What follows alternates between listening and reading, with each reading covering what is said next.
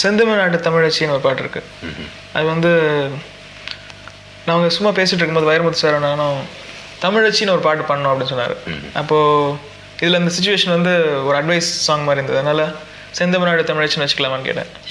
சரி வச்சுட்டு அப்புறம் அந்த தாட்டை வந்து அவர் ஃபார்ம் பண்ணி அந்த டியூனும் அதுக்கேற்ற மாதிரி உடனே போட்டோம். பாடல் வரிகளுக்கு மெட்டமைப்பது அல்லது மெட்டுக்கேற்ப பாடல் வரிகளை எழுதுவது, இந்த இரண்டில் உங்களுக்கு எது இலகுவாக இருக்குது, எது உங்களுக்கு மிகவும் பிடித்திருக்கிறது? ஒரு பாட்டு பண்ணோன்னா ஒரு இன்ஸ்பிரேஷன் எதாவது வேணும். அதாவது ஒரு நல்ல லைனோ இல்லை ஒரு நல்ல மியூசிக்கல் ஃப்ரேஸோ வேணும். அது எதில் ஃபஸ்ட் கிடைக்குதோ அது. இப்போ சப்போஸ் டேக் இட் ஈஸி பாட்டில் வந்து டேக் இட் ஈஸின்ற கேட்ச் லைன் இருந்தது, அதை வச்சு ஃபுல் சாங் வந்து ஃபார்ம் பண்ணோம். பழங்காலத்தில் இந்த சுச்சுவேஷன் கைண்ட் ஆஃப் சாங்ஸ் இப்போ பண்ணலாம். அது டைரக்டர் மனசு வச்சா.